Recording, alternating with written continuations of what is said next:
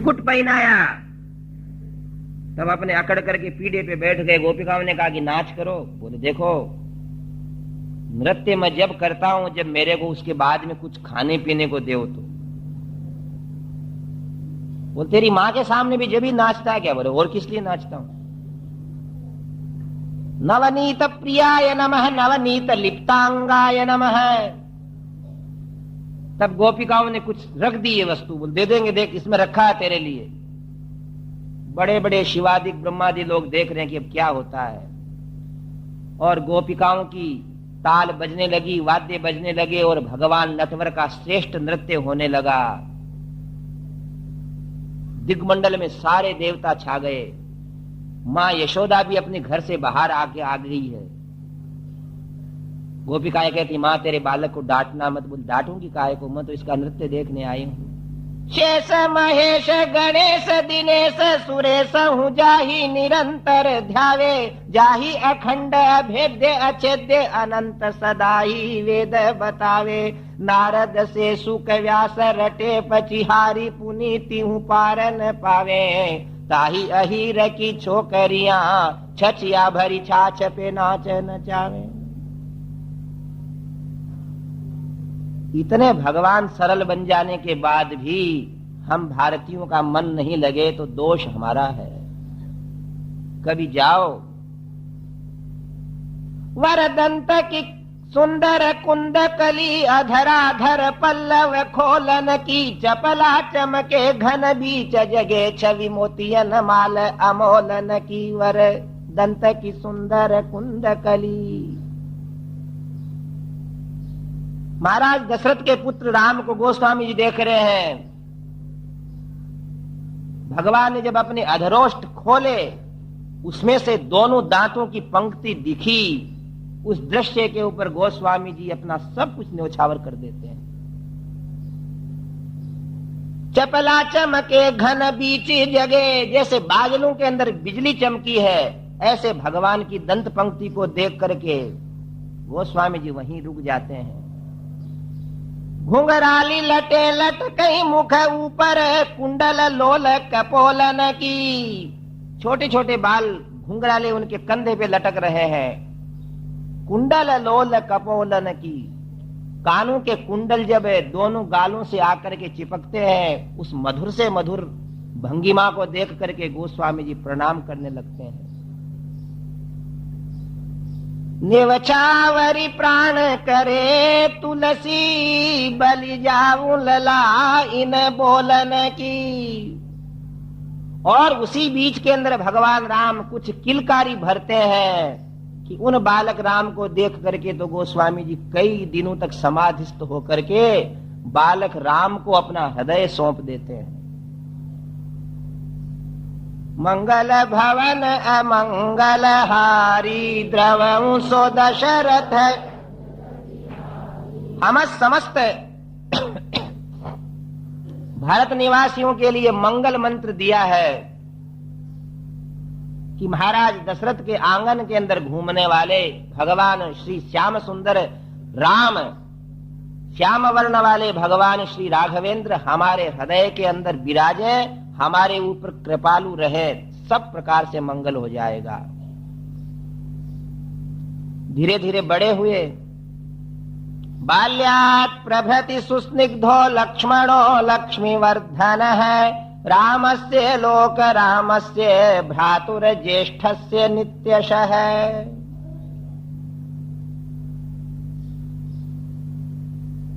अब देखिए हमारे शास्त्रों में लिखा है राम रूपेण चतुर्धा अवतार है। रामावतार के अंदर 4 भाई मिलकर के पूर्ण अवतार हैं और चारों ने अलग अलग ढंग से संसार को जीने की बातें सिखाई हैं। राम को राम की तरह समझना होगा, लक्ष्मण को लक्ष्मण की तरह, भरत को भरत की तरह, शत्रुघ्न को शत्रुघ्न की तरह। राम जी ने क्या सिखाया है? धर्म क्या है ये सिखाया है। इस संसार में कैसे जीना, सामान्य धर्म का उपदेश राम जी देते हैं। मातृदेवो भव, पितृदेवो भव, आचार्य देवो भव, अतिथि देवो भव, यान्यनवद्यानि कर्माणि, जो अनिंदनीय कार्य नहीं है वो नहीं करना। इसलिए शास्त्रकार कहते हैं रामायण क्यों सुनना। रामादिवत वर्तितव्यम न तो रावणादिवत। राम के समान चरित्र करने की चेष्टा और प्रतिज्ञाएं करना, रावण के समान नहीं। तो राम जी तो सिखाते हैं कि हमारे को जन्म लेने के बाद मृत्यु पर्यंत कैसे जीना चाहिए। जीने में ही तो दोष है। देखो विष्णु सहस्त्र नाम में आया है, रामो विरामो विरजो मार्गो नेयो नयो नयः, वीरः शक्ति मताम श्रेष्ठो धर्मो धर्म विदुत्तम है। आप हम सब सोचते हैं कि धर्म धर्म धर्म, क्या है धर्म? धर्म वही है जिस क्रम को भगवान राम ने अपने जीवन में अपनाया है, वही साक्षात धर्म है। मार्ग है, रामो विरामो विरजो मार्ग है। जैसे अपने पास कोई कार गाड़ी है, उसको अगर चलाते हैं और रास्ता ठीक नहीं है तो बहुत अच्छी गाड़ी कल की खरीदी हुई 2 दिन के अंदर टूट फूट जाएगी, और रास्ता ठीक है तो कई वर्षों तक चलेगी।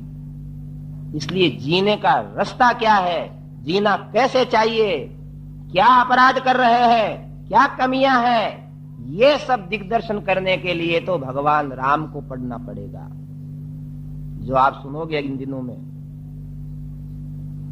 कैसे भाई, कैसे पुत्र, कैसे पति, कैसे मित्र, कैसे शत्रु, कैसे शत्रुओं को वश में किया।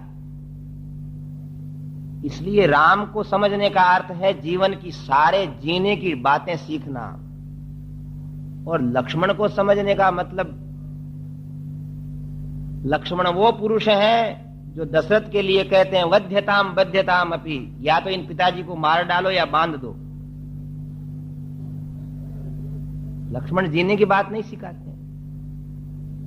लक्ष्मण क्या सिखाते हैं कि दुनिया को तूली लगा करके भगवान के कैसे बनना है, वो सिखाते हैं। अयोध्या की राजप्रासादों को छोड़ा,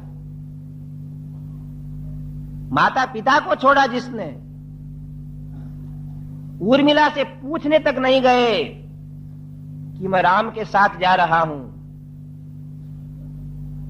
जिनने कभी पहले भोजन करने की इच्छा नहीं की। 1 दिन 2 दिन नहीं, 14 वर्ष दिन और रात जिन्होंने हाथ में धनुष लेकर के अपने भाई के लिए पहरेदारी करी, रक्षा करी, वो सुमित्रानंदन लक्ष्मण एक ही बात सिखाते हैं कि संसार को छोड़ करके भगवान का कैसे बनना। इसको विशेष धर्म कहते हैं। श्रीमद् वाल्मीकि रामायण के एक पंडित हुए दक्षिण भारत में, गोविंदराज, उन्होंने लिखा चतुर्विधा अवतार, 4 रूप से अवतार लेते हैं और 4 ही बातें सिखाते हैं, और हमको सबसे सीखना है। जीने के लिए भगवान राम से शिक्षा लेना है, भगवान का बनने के लिए लक्ष्मण से सीखना है। और भरत के हृदय में इतना प्रेम है कि भरत के प्रेम समुद्र को कोई न तो कवि आज तक माप सका है और न भगवान राम भी माप सके हैं। एक दिन पंचवटी में,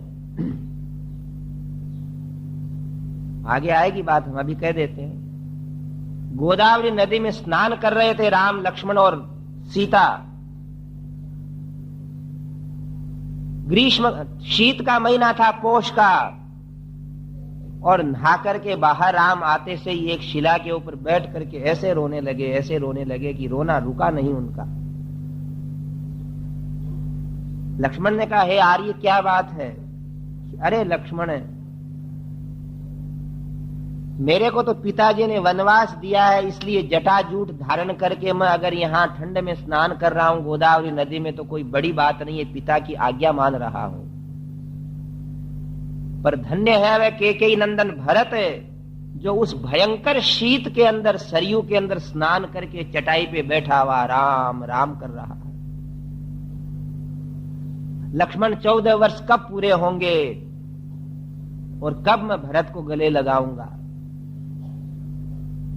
कुमार लक्ष्मण इस भरत के भ्रातृ स्नेह को मैं तो क्या आने वाले सारे कवि भी अपने लेखने से प्रस्तुत नहीं कर सकेंगे। पर ऐसा भरत क्या उपदेश देता है कि भाई भगवान की आज्ञा के पराधीन रहो, बस यही धर्म है।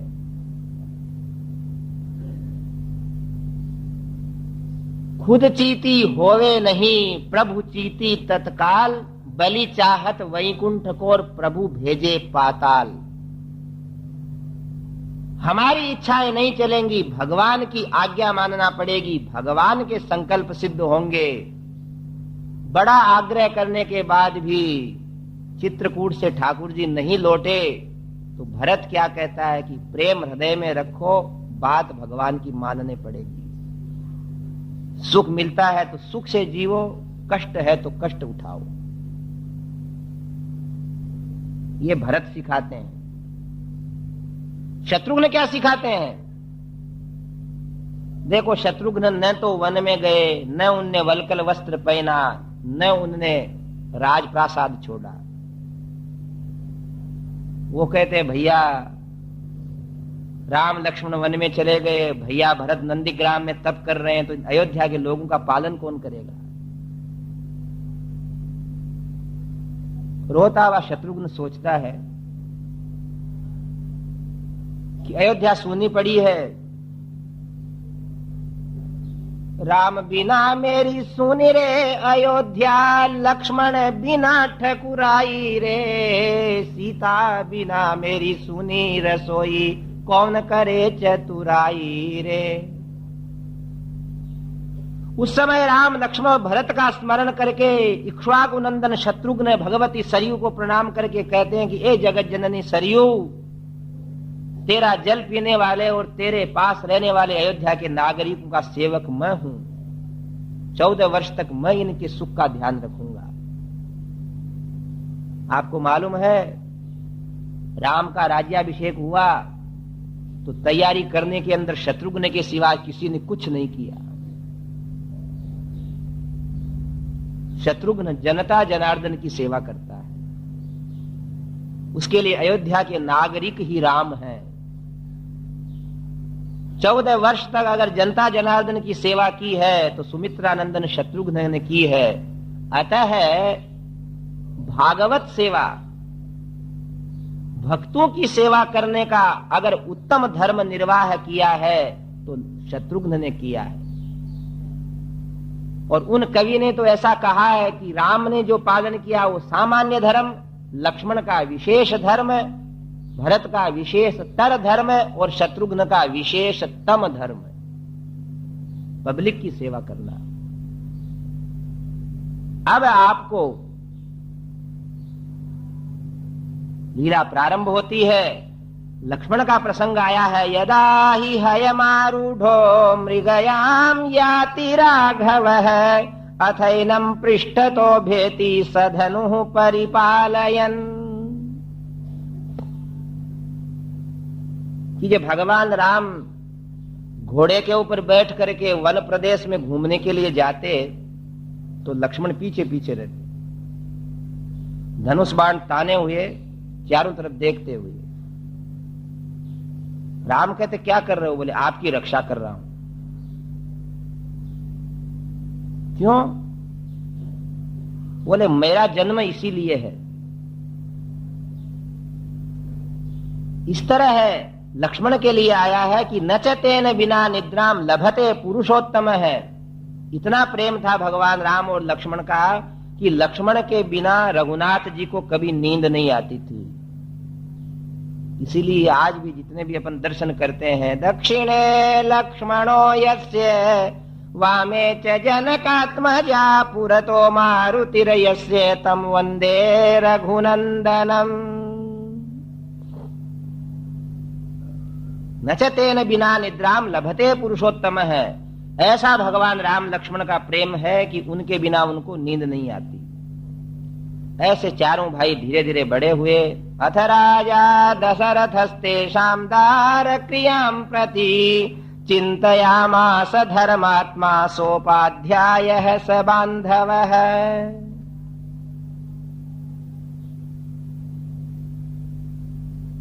धीरे धीरे बाल्यावस्था से किशोरावस्था में आए। श्री राम जय जय राम। हम श्री राम जय जय राम। हम श्री राम जय जय राम। हम श्री राम जय जय राम। हम श्री राम जय जय राम। हम श्री राम जय जय राम। हम श्री राम जय जय राम। बोलिए राजा रामचंद्र भगवान की।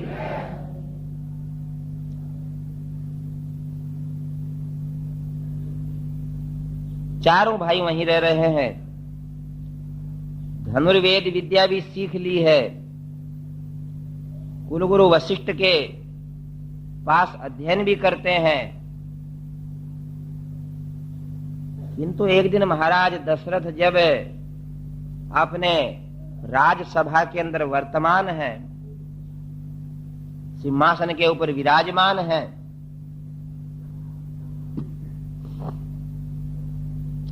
उसी समय द्वारपाल ने सूचना दी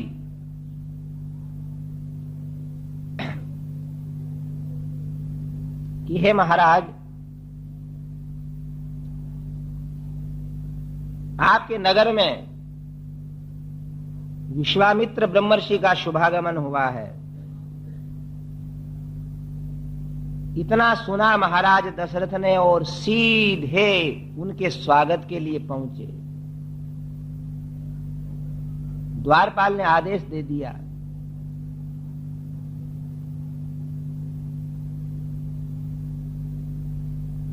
गए। अथरष्टमना राजा विश्वामित्रं महामुनिम् उवाच परमोदारो हृष्टस्तमभिपूजयन्।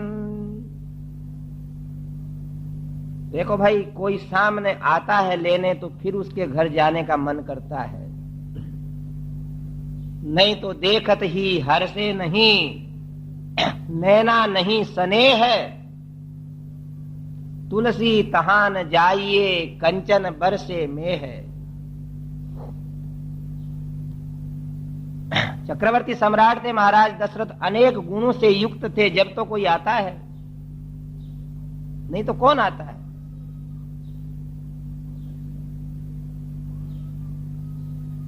और किसी के अगर महात्मा साधु ऋषि ब्रह्मर्षि अगर आवे तो उससे बड़ा कोई अहोभाग्य वाला व्यक्ति नहीं। कई सज्जनों, आज भी ऐसे लोग हैं जिनका घर महात्मा लोग उस मार्ग से निकलने के बाद जाए बिना छोड़ते नहीं।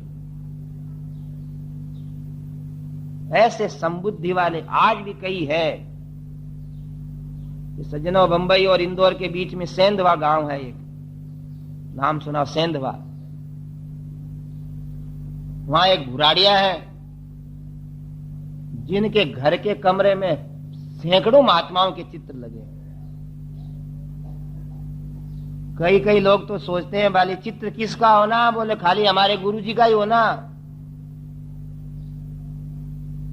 हम एक बार गए, हमने कहा गुरुड़ा जी ये सब, बोले सब लोग मेरे यहाँ कृपा किए हुए हैं। और ये संत भगवान की।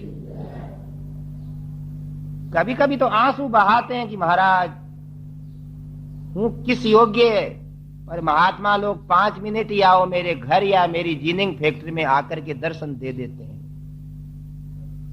तो उसका भाव है साधु मात्र के प्रति। छोटी बुद्धि नहीं। और सज्जनों, ये तेरा और ये मेरा, ये तो महात्मा लोगों की, गुरु लोगों की अपने जल्दी रोटी सेकने की पद्धति है और कुछ लेना देना नहीं। तू मेरा ही चेला है, मेरे को ही मानना हो, दूसरे महात्माओं के चक्कर में मत आ जाना। ये सब तो एक छोटी सी बुद्धि की बात है। नहीं तो अयम निज है परो वेति गणना लघु चेतसाम उदार चरिता नान्तु वसुधैव कुटुंबकम। ये तेरा और ये मेरा, ये तो सामान्य व्यक्तियों की बुद्धि है। जिनका विशाल चित्त है उनके लिए तो सारी पृथ्वी ही अपनी है। अगर ऐसा नहीं होता तो सेंधवा के सेठ की हम भी बैठे बात क्यों करते और आपको क्यों सुनना पड़ती है। पर जो है विशाल उदार, उसकी बात दुनिया करती है। जिस घर के अंदर महात्मा लोग होकर के जाते हैं वहां उसका प्रेम ही कारण है। महाराज दशरथ के यहां आज विश्वामित्र जी आ रहे हैं। अथरष्ट मना राजा विश्वामित्रम महामुनिम श्रीराम जय राम जय जय राम। हम श्रीराम जय राम जय जय राम। हम श्रीराम जय राम जय जय राम। हम श्रीराम जय राम जय जय राम। आए, स्वागत के लिए पहुंचे। देखो आपका तो बंबई शहर है, कोई घर पे आकर के महात्मा खटखटाने वाला है ही नहीं। फिर भी भले घरों में जन्म लिए हो, कभी कोई आ जावे उससे पूछो विश्वामित्र जी को क्या चाहिए था। ऐसे अत्यंत ही मनस्वी तेजस्वी ऋषि को आते देख करके क्या कहते हैं महाराज दशरथ कि मेरे को महाराज आपको देख करके इतनी प्रसन्नता हुई है। प्रसन्नता नहीं होती है प्राय, कुछ तो महात्माओं ने भी मांग मांग करके परेशान कर दिया। कोई तिलक वाला आता है तो सेठ लोग समझते हैं कोई मांगने वाला मांगता आया है। ठीक भी है, इसलिए और उदासी आ जाती है। और देखो महात्माओं को देख करके जब तक मन में उदासी आती है, श्री राम जय जय राम, ध्यान देना, महात्माओं को देख करके जब तक मन में उदासी आती है, जब तक समझ लो कि फायदा नहीं होने वाला, अभी उद्धार नहीं होने वाला। महाराज दशरथ क्या कहते हैं, कई कई सज्जनों, आज भी ऐसे लोग हैं राजस्थान में देखे हैं कि कहने लग जाते हैं, मंदिर देवरे वालों की कह रहा हूं, कि अब की बार तो 10 दिन से कोई महात्मा ही नहीं आया और कोई न कोई आ जाता। हमारे सज्जनों, कईयों की रसोइयां होती है मंदिर में, तो कभी कभी 5-7 महात्मा आ जाते हैं, तो वो पुजारी लोग कहते हैं आज फलाने सेठ का भाग्य था कि उसकी रसोई में आज 5-7 महात्मा भी आ गए। श्रीमन नारायण भगवान की प्रसन्नता होना चाहिए। महाराज दशरथ चरणों में झुक कर के गिर गए, अपने नेत्रों के जल से उनके चरण धो दिए और कहा, यथामृतस्य संप्राप्तिर यथा वर्ष मनुदके वाच परमोदारो हष्टस्तमभिपूजयन्। कि महाराज, जैसे किसी व्यक्ति को अमृत मिल जावे और फसलें सूख रही हों और किसान के खेत में वृष्टि हो जावे, जिसके घर में बेटा नहीं होवे उसके घर में बेटे का जन्म हो जावे, उसको जो खुशी होती है वो मेरे को आपके देखने से खुशी हुई है।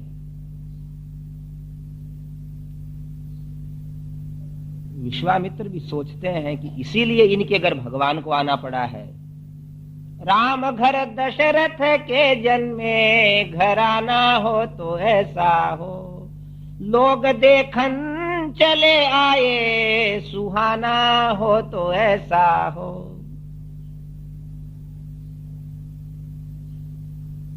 अभी कह रहे हैं कि महाराज, जैसे किसी व्यक्ति के घर में चोरी हो जावे बहुत अतुल संपत्ति की और वापस वो माल मिल जावे, उसको जो खुशी होती है वो मेरे को खुशी हुई है। मेरे कुल को आपने सदा के लिए आज विख्यात कर दिया है कि दशरथ के घर विश्वामित्र पधारे। आज मेरा धर्म का आचरण करना सफल हो गया है। आज मेरी सुप्रभात की वेला मंगलमय हो गई। आज मैंने किस भाग्यवान के दर्शन किए कि आप मेरे घर पधारे। पर हे ऋषि महाराज, आप विराजो। विराजे, उनके पांव धुलाए, उनके हाथ धुलाए, अर्घ्य पाद्य आचमन दिया। किसी से आते से ये मत पूछो, बोलो क्या काम है, झट बोल दो। आओ आओ अजी साहब, एक काम था, अजी बैठो तो सही, काम कह देना। क्या काम करेंगे नहीं क्या आपका? हम विराजो आप पहले। बहुत बातें आएंगी व्यवहार की। फिर पूछो, जलपान कर ले, कुछ खा पी ले, तब पूछो कि कैसे आपने कृपा करी। तो महाराज दशरथ कहते हैं कि देखो महाराज, मैं ऐसा राजा नहीं हूं कि खाली ऊपर से बातें कह दी। मेरे मन में होने वाली प्रसन्नता को आपका कुछ कार्य करके पूरी करना चाहता हूं। ऐसे ही धन्यवाद नहीं देने वाले। कई कई लोग ऐसे होते हैं कि बस हमेशा हमेशा ये सोचते रहते हैं कि हींग लगे न फिटकड़ी, रंग अच्छो आ जाए, कुछ ही करना नहीं पड़े। एक राजा था, उसके बहुत सारे नौकर लोग काम करते, बहुत अच्छा काम करते। कहते राजा साहब कभी कभी हमको कुछ इनाम भी दे। बोला आपको खुश कर दूंगा एक दिन। क्या कहता? खुश कर दूंगा। नौकर चाकर लोग सब कहते कि भाई राजा साहब हमसे एक दिन खुश करने के लिए बोले हैं। बोले हमसे भी बोले हैं। सब बोले हमसे ही बोले हैं। उसके संतान होने वाली थी तो अपनी रानी को अपने महल के अंदर रख लिया, सब दास दासियों को बाहर निकाल दिया। और कोई सेवा करने वाले किसी को ले आया बाई को और कहा कि जिसके लड़का हो जाए तो केवल मेरे को कहना, किसी दूसरे को मत कहना। उसने आकर के कह दिया कि महाराज आपको लड़का हुआ है। उसको ताले में बंद कर दिया। बोले किसी को कह नहीं दे दूसरे को। और बाहर जाकर के अपने लोगों से बोला कि सब इकट्ठे हो जाओ, आज तुमको मैं खुश करूंगा। सबने सोचा कि कोई इनाम देंगे। सब इकट्ठे हो गए। तब क्या बोलता है कि देखो मेरे लड़का जन्मा है, तुम खुश हो कि नहीं हो? बोले खुश हैं साहब। बोले बस खुश कर दिया। ऐसे भी होते हैं कई। कुछ नहीं लगा पास में से है? ऐसे काम के नहीं लोग। ये महाराज दशरथ कहते हैं कि महाराज मैं कोई प्रकारांतर से झूठी बातें करके खुश करने वाला आदमी नहीं हूं। मेरे को आप सेवा बताओ और मैं आपकी सेवा करके प्रसन्न होऊंगा। श्री राम जय जय राम। हम श्री राम जय जय राम। बोलिए राजा रामचंद्र भगवान की। विश्वामित्र जी सोचते हैं कि राजा कह तो बहुत रहे हैं और हैं भी ऐसे ही, फिर भी मेरे काम को सरलता से तो नहीं करेंगे। तच्छ्रुत्वा राजसिंहस्य वाक्यमद्भुत विस्तरम हृष्ट रोमा महातेजा विश्वामित्रोऽभ्यभाषत।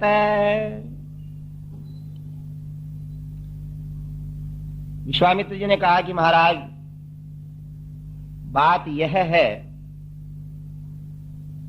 कि मैं आया हूं आपके पास कार्य से।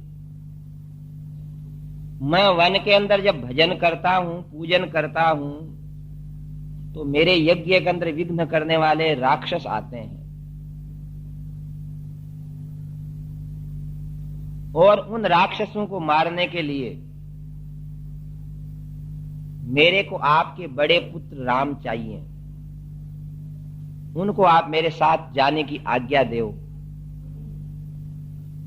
कह तो दिया विश्वामित्र जी ने और महाराज दशरथ ने सुन भी लिया, किंतु इतना प्रेम करते थे श्री राम से कि पुत्र के वियोग से वहां मूर्छित हो गए। बहुत प्रेम था, जब ही तो अपने बेटे के मोह के अंदर, प्रेम के अंदर, वियोग के अंदर प्राण त्याग दिए। नहीं, कौन बाप त्यागता है? रोते हैं, चिल्लाते हैं, मेरा प्यारा लड़का, मेरा प्यारा बेटा, पर किसी को बुखार भी नहीं आती है। सोचता और 2-3 है ना, भूल जाता है। अगर पुत्र से प्रेम करने वाले कोई पिता हुए हैं तो महाराज दशरथ हुए, अपने बेटे के बाहर जाने की बात सुनते से ही एक बार तो मूर्छित हो गए। विश्वामित्र जी कह रहे हैं कि हे महाराज दशरथ, क्या सोच रहे हो? तीनों लोकों को सुरक्षित करने में समर्थ श्री राम है। तच्छ्रुत्वा राज शार्दूलो विश्वामित्रस्य भाषितम मुहूर्तमिव निस्संज्ञः संज्ञावानिदम अब्रवीत। थोड़ी देर तो महाराज सोचते रहे और आखिर होश आया तब बोलने लगे, हे विश्वामित्र जी, आप आए, बड़ी कृपा करी, मैंने आपका स्वागत किया, मेरा कर्तव्य था, किंतु कम से कम मांगने वाले व्यक्ति को, काम बताने वाले को पहले सोचना भी तो चाहिए। विश्वामित्र जी सोचते हैं कि अभी क्या कह रहे थे महाराज, अब क्या कह रहे हैं? 16 वर्षों में रामो राजीव लोचन है, न युद्ध योग्यता मस्य पश्यामि सह राक्षसैहि। मेरा राम 15 वर्ष का है, रामो राजीव लोचन है। हमने कहा ना, भगवान के जहां जहां नाम आते हैं वहां राजीव लोचन नाम जरूर आता है, कमल नयन जरूर आता है। आप लोग देखो, यहां आए हैं, कथा सुन रहे हैं, इतने बातें जरूर याद रखना कि अपने भगवान की स्तुति करते हैं, उसके अंदर उनके लिए दिए हुए विशेषण जरूर समझना। पीतांबर पहनते हैं, कमल नयन होते हैं, मेघ श्याम होते हैं, शंख चक्र गदा पद्म धारण करते हैं, और उनके अनुरूप ही उनके दृश्य को देखना चाहिए। रामो राजीव लोचन है, 15 वर्ष के हैं। विश्वामित्र कहते हैं महाराज क्या बात करते हो? तेजसाम ही न वयस समीक्षते, तेजस्वी व्यक्ति की आयु नहीं देखी जाती है। वामन तो थोड़े से ही छोटे से थे, उनने क्या क्या कर दिया? बोले नहीं महाराज, अभी इनने कहीं बाहर युद्ध नहीं किए हैं। मेरी एक अक्षौहिणी सेना ले जाओ, मेरे को ले जाओ। कितने वर्षों बाद तो देखो मेरे राम हुए हैं, इनके बिना मैं रह नहीं सकता। अच्छा महाराज ये तो बताओ कि कौन कौन राक्षस हैं वो? विश्वामित्र कहने लगे कि रावण के भेजे हुए वो मारीच और सुबाहु हैं। तो आप उनके ऊपर क्रोध नहीं करते? कहा कि मैं क्रोध करूं तो मेरा तप नष्ट हो जाएगा। तब महाराज दशरथ धीरे से बोलने लगे कि वो तो रावण के वंश के हैं, आपकी आज्ञा हो तो मैं और मेरी अक्षोहिणी सेना चले, और नहीं तो महाराज अगर आप दया कर दो तो ज्यादा अच्छा है हमारे ऊपर। और इधर वशिष्ठ जी सोचते हैं कि आज तक किसी को मना नहीं करने वाले महाराज राम के पुत्र प्रेम के अंदर देखो कैसा सूखा उत्तर दे रहे हैं। तच्छ्रुत्वा वचनम तस्य स्नेह परया कुलाक्षरम समन्युः कौशिको वाक्यम प्रत्युवाच महीपतिम। और ऐसी नकारात्मक बात सुनते से ही विश्वामित्र जी ने कहा, जी महाराज बड़ी सुंदर वाणी में तो हमारा स्वागत किया और हां कही, दिलासा दी कि कार्य करके मैं प्रसन्न होना चाहता हूं, और आपके कुल में आज तक तो कोई महाराज मना करने वाला हुआ नहीं। राजन अच्छा नहीं है। प्रतिश्रुत्य करिष्येति उक्तम वाक्यम अकुर्वत इष्टापूर्त वदो भूया तस्मात् रामम विसर्जय। सिद्धांत की बात कहते हैं कि हे नरेश, किसी व्यक्ति को पहले कह देते हैं कि हम करेंगे आपका काम और फिर मना कर देते हैं तो उसने जो कोई कुआ बावड़ी पुण्य के काम किए वो नष्ट हो जाते हैं। इसलिए सज्जनों ध्यान रखना, रामायण का वचन है कि अपनी शक्ति से अपने योग्य कोई काम किसी को करने का कह दिया तो वापस मना मत करो। आपको मना करने से क्या हो जाएगा? अच्छा है ना, बच जाएगा जो कुछ करने वाले हैं खर्चा हो। तो क्या कहते हैं शास्त्रकार कि हां भर करके नहीं करने से हमने जो कुछ पहले पुण्य कार्य किए हैं वो और नष्ट हो जाते हैं। कई आदमी कह देते हैं कि देख भैया हां नहीं भरूंगा, मेरी शक्ति होगा वैसा कर दूंगा, जबरदस्ती हां भरा करके मेरे को पाप में मत पटके।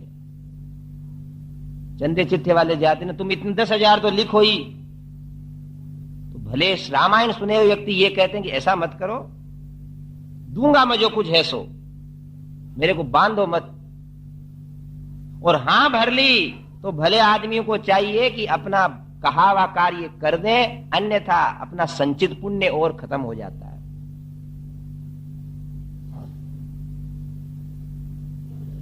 जब वशिष्ठ विश्वामित्र जी इस प्रकार नाराज होकर जाने लगे और वशिष्ठ जी ने उनको रोका, बोलिए सद्गुरुदेव भगवान की। राम श्री राम जय जय राम।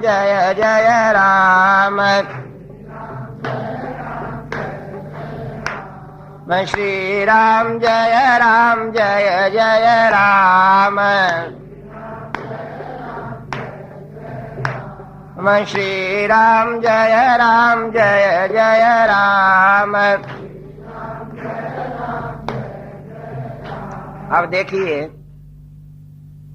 आपको रामायण के ऊपर थोड़ा सा स्तोत्रों में कैसा लिखा है। शिरो में राघव पातु, राम रक्षा स्तोत्र हो। बोले हमारे सिर की रक्षा कौन करे? राघव। भगवान राम जिस वंश में उत्पन्न हुए उस वंश को क्या कहते हैं? रघुवंश। अच्छा जी, रघुवंश में तो उत्पन्न हुए हैं, किंतु इनके पिता का नाम क्या है? तो आगे क्या पंक्ति है? भालम दशरथात्मज है, वो दशरथ के बेटे हैं। हाजी ठीक है, मां का नाम क्या है?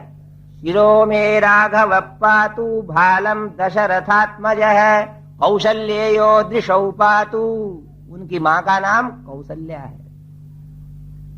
ठीक है साहब, मां कौशल्या, पिता दशरथ है रघुवंश में। फिर ये जन्म लेकर के फिर आगे क्या करते हैं? बोले विश्वामित्र प्रिय है श्रुति। बोले विश्वामित्र जी के साथ जाने वाले हमारी रक्षा करें।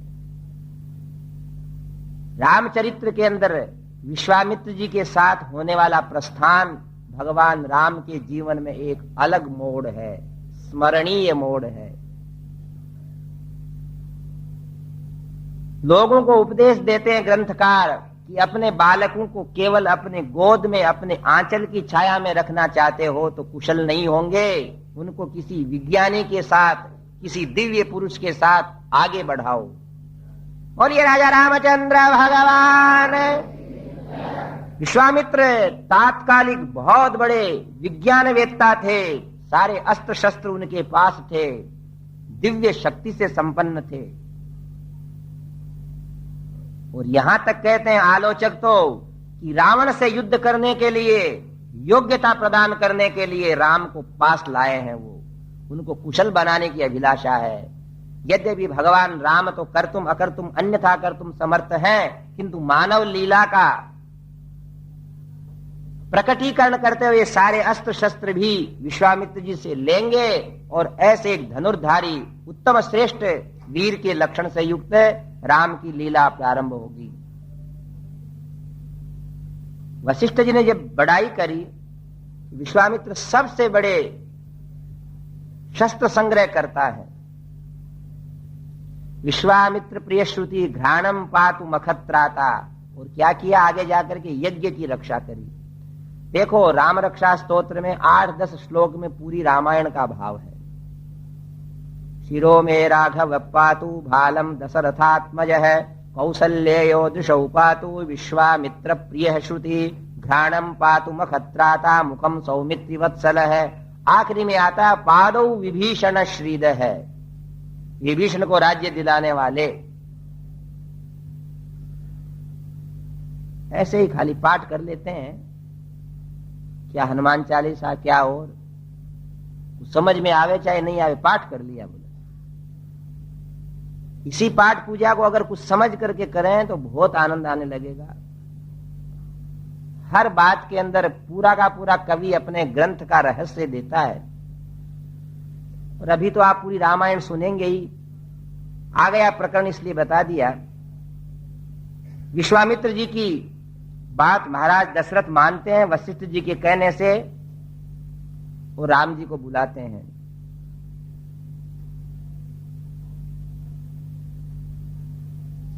श्री राम जय राम जय जय राम,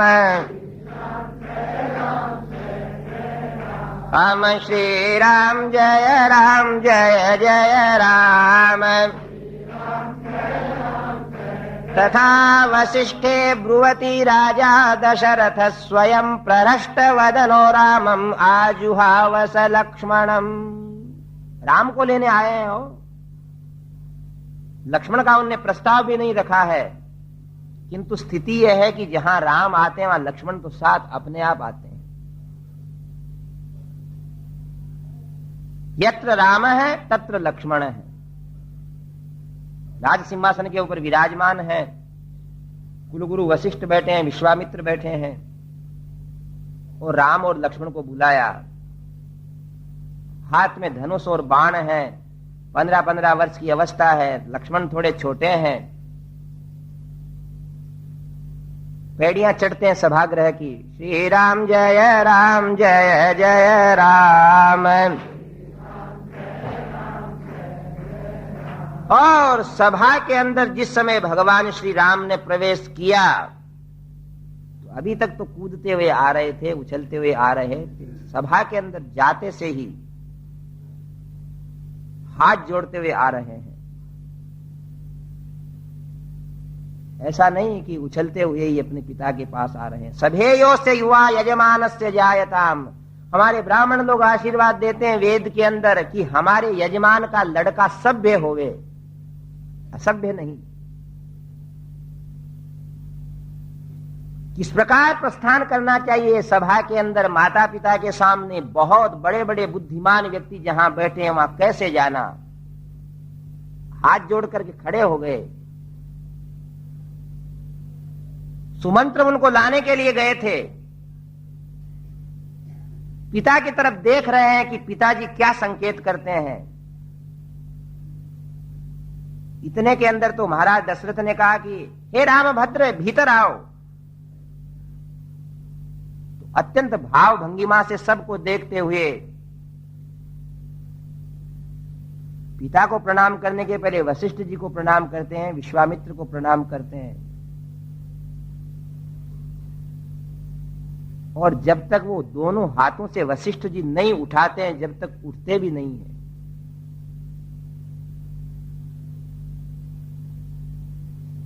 बार बार मां कौशल्या और महाराज दशरथ से कहते थे भगवान राम की, हे पिताजी, मैं जब इन गुरुजनों को प्रणाम करता हूं तो ऐसा लगता है कि ऐसी शांति कहीं नहीं मिलती। मां कहती है, बेटा, इन्हीं ब्राह्मणों के, इन्हीं गुरुजनों के आशीर्वाद से तो तेरा जन्म हुआ है, क्यों नहीं तुझे इनके चरणों में शांति मिलेगी।